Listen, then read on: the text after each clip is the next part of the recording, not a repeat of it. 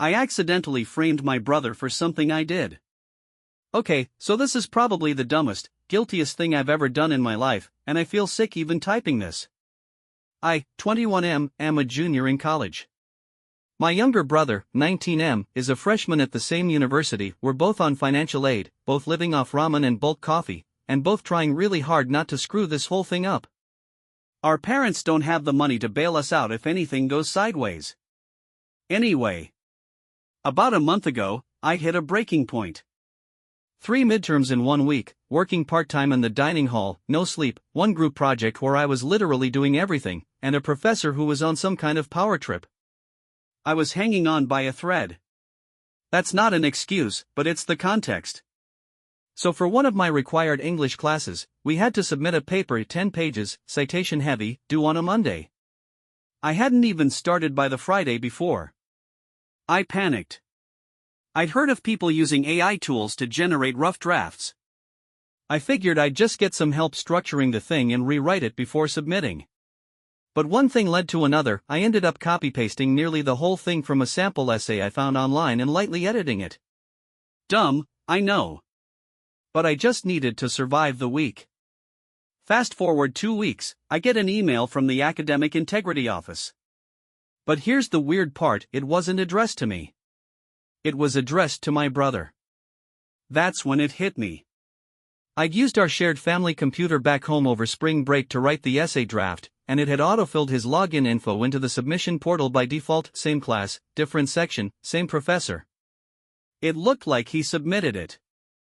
I thought about telling the office right away. But I didn't. Because I freaked out. And now he's being investigated for plagiarism, for something I did. After that email hit my inbox, I sat there staring at it for a good 15 minutes, heart pounding like I'd just run a mile. It was from the university's Academic Integrity Board, and it said something like, "We have reason to believe your recent submission contains plagiarized content. You are required to attend a hearing to discuss this matter." Only it wasn't sent to me. It was sent to my brother. My little brother. Liam. Liam, who hadn't even taken that paper seriously because he actually wrote his own stuff. Who's in engineering, not English, and worked twice as hard to even get into college. The kind of kid who still organizes his notes with highlighters and labels his folders by semester. I went into full-on denial mode. Thought maybe there was some way it could blow over. Maybe they'd realize the IP addresses didn't match. Maybe someone would figure out the discrepancy in writing style and give him the benefit of the doubt. Spoiler, that's not what happened. Liam came over to my dorm the day he got the email. I knew it before he even knocked. He never visits during the week. He was holding his phone and looked like someone had kicked his dog. "Did you get this?" he asked, holding up the screen. "They think I plagiarized my paper." My stomach turned. He went on, "I don't even know how that's possible. I wrote that thing. I cited everything. I barely slept finishing it." I nodded. Mumbled something like, "That's messed up, man." Because what else could I say? "Oops, actually I copied my paper using your login by accident and now you're being hauled in front of the academic firing squad?" I couldn't even form the words. Then he hit me with the worst part. "If I get suspended, I lose my scholarship. I won't be able to afford to come back next semester." That was the moment I knew I had to confess. But I didn't. I just sat there, nodded like an idiot, and said, "Let me know if you need anything." He left that night thinking the universe had randomly screwed him over. And I let him walk out the door. Liam's hearing was scheduled for the following Wednesday. That gave me 6 days to either come clean or keep pretending like I wasn't the one who set this entire nightmare in motion. Guess which option I chose? Yeah. I stayed silent. Not because I didn't care, but because I was terrified. I kept imagining the fallout, getting expelled, losing my own scholarship, disappointing my parents, ruining both of our futures in one fell swoop. I kept telling myself I just needed one more day. One more night to figure out how to say it. But every time I looked Liam in the eye, my throat closed up. He was unraveling. You could see it. He stopped going to the gym, skipped a study group he'd been leading all semester. He texted me random legal questions like, can they press charges for plagiarism, and should I get a lawyer? A lawyer, for a paper I wrote. And still, I said nothing. The worst moment came 3 days before the hearing. He came over again, barely knocked, just walked into my dorm. He looked pale, like he hadn't eaten. Sat on the edge of my bed and said, "You don't think I did it, right?" It was such a simple question. And it shattered me. I wanted to tell him right then. The words were right there. But instead, I lied. I said, "Of course not. I know you wouldn't do that." And he just nodded like he believed me. Like that meant something. That night, I stared at my ceiling until 4 a.m., replaying that conversation. I knew I couldn't let him walk into that hearing alone. I knew it wasn't just guilt anymore, it was becoming something irreversible. I started writing a statement. A confession. I didn't know if I'd have the guts to send it. But it was a start. The morning of Liam's academic hearing, it was raining. Not in some metaphorical, cinematic way, just steady, cold, irritating rain. Like even the weather knew this was going to be a sh** though. He stopped by my dorm before heading to the admin building. I'll never forget the way he looked, dress shirt, tie slightly crooked, the kind of stiff formality that doesn't belong on a 19-year-old. He didn't even sit down. Just stood in the middle of my room and said, "Wish me luck, I guess." I nodded. Couldn't even speak. He left, and the door clicked shut behind him. And that was it. He was walking into the line of fire for something I did. I sat on my bed for maybe 5 minutes, paralyzed. Then I stood up, grabbed my hoodie, and ran. The hearing was held in one of those weird office rooms on the 3rd floor of the Student Services building, wood-paneled walls, flickering fluorescent lights, that gross combo of old carpet and institutional coffee.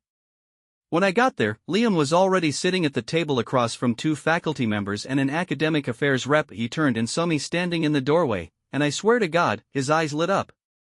Like he thought I was just there to support him. But I didn't sit down. I stayed standing. I looked at the committee and said, "He didn't do it. I did." The silence that followed was indescribable. It was like every molecule in the room stopped moving. I took a deep breath and told them everything. How I'd panicked, how I'd copied the essay, how I'd accidentally submitted it through our shared computer while logged into Liam's account over break. I pulled out the original Word file, timestamped under my name, with the edits I made tracked. I gave them access to my student portal to verify I'd submitted the same essay to a different class section. Liam didn't say anything for the first 5 minutes. He just stared at the table like he was trying not to explode. One of the professors finally said, "Do you understand the seriousness of what you've done?" I nodded. "Yeah. I do now." They excused Liam from the room. I watched him walk past me without saying a word. I wanted to follow him, but I knew I didn't deserve to. They kept me in the hearing room for almost another hour after Liam left. They asked questions. A lot of questions. Some I expected, "Why didn't you say something sooner?" Others hit deeper, like, "At what point did you realize your brother was in trouble? And why didn't you step in then?" I had no good answers. I gave them the truth, that I panicked. That I thought maybe it would go away. That I was afraid of losing everything, and somehow convinced myself silence was safer. It wasn't. I was placed on immediate academic probation. That means no scholarships for next semester, no leadership roles, and a mark on my transcript that basically screams integrity issue. I have to redo the course, submit a formal letter of apology, and attend some mandatory ethics sessions. But honestly, that was the easy part. The hard part was going back to our apartment that night and facing Liam. He was sitting at his desk when I walked in.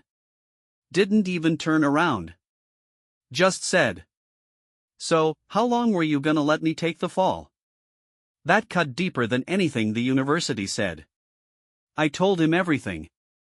From the moment I realized the mistake, to every panicked night I stared at the ceiling and said nothing. I told him he didn't deserve any of it and that if he never forgave me, I'd understand. He was quiet for a while. Then he said, "You know what hurt the most? I didn't think they'd believe me. Not because I'm guilty, but because I thought you didn't believe me. And that, yeah. That wrecked me." He didn't scream. He didn't throw anything. He just got up, grabbed his keys, and left. He didn't come back that night. Liam didn't come home that night.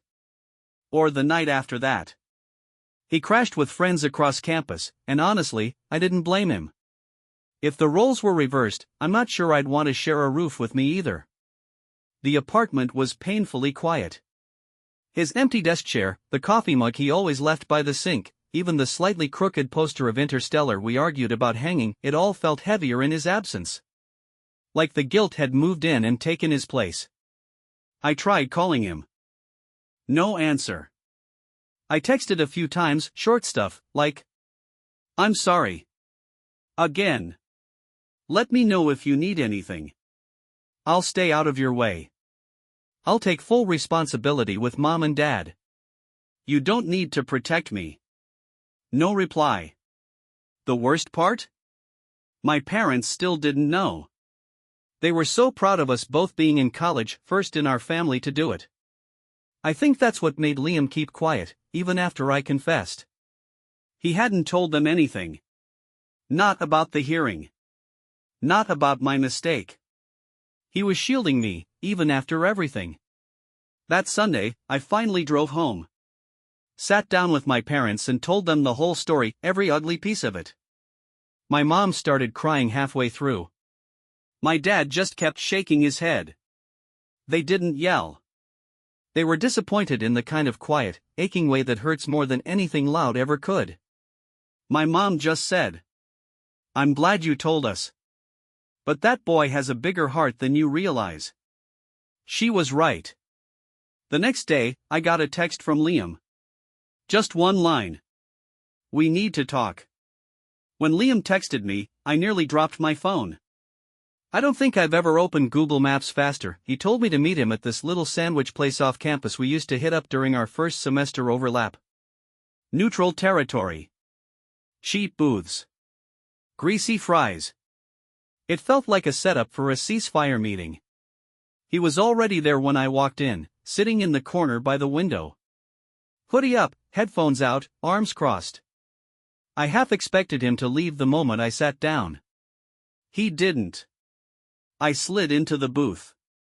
He didn't look at me for a full 30 seconds.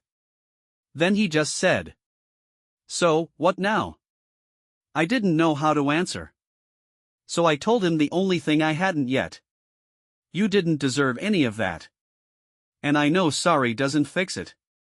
But I am. More than I've ever been about anything in my life." He nodded, slow. Still quiet. "You know what was messed up," he said. "I was more scared of losing your respect than getting kicked out of school." I think my throat actually closed up. I said, "You never lost my respect. You just froze," he cut in. "I get it. But it doesn't make it okay." And he was right. Every second I stayed silent, I let him carry a weight I put on his back. Every excuse I told myself, that I was scared, that I'd fix it eventually, was just fear dressing up as logic. Then, softer. "I don't hate you, man." I was mad. Still am, a little. "But I know you didn't do it on purpose." I just nodded. Didn't trust myself to speak. We sat there for a while. Ordered fries. Talked about the next semester. It wasn't a perfect fix. The air still felt a little heavy. But he was there. Talking. Not walking away. Before we left, I said, "If there's ever anything I can do to make it right, anything, name it." He looked at me and said, "You already did the hardest thing. You told the truth. Just don't make me regret forgiving you." Things didn't snap back to normal. That's not how real life works. Liam didn't move back into the apartment right away. For the rest of the semester, he stayed with his roommate in the engineering dorms. We still hung out, grabbed coffee, studied at the library, even caught a late movie once, but there was a distance that hadn't been there before. A quiet calculation in his voice. Like he was still deciding how much of himself he could hand back to me. I didn't blame him. Trust doesn't regenerate overnight. It grows back in weird shapes, like scar tissue.